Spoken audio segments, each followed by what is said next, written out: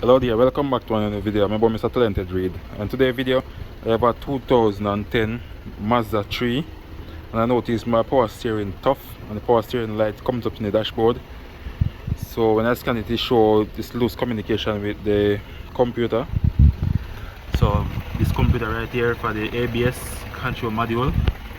So what I'm gonna do to get it soft, just get a regular 12-volt bulb, connect two wires to it.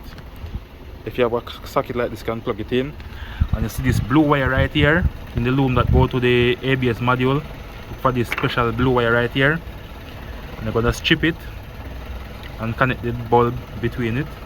So you're gonna connect a wire directly to this one of the wire, and one to the live.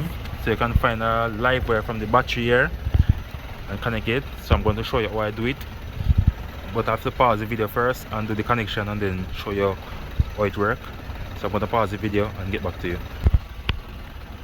Okay, so I'm back, guys. So here is the bulb. I made two connections right here, and I connect it to the pink one right here that come from the loom from the ABS module. I strip it and connect it between here, and I also strip this blue one and connect it. Don't cut it, just strip it and connect it between it, and your power steering will get soft again.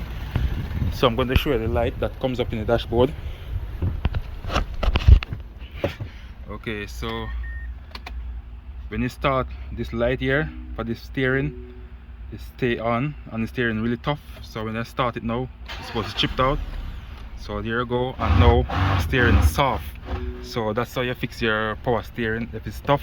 So guys, if you find this video useful, please like, share, comment and subscribe to my YouTube channel. Thank you all for watching. Catch you another time. Bye.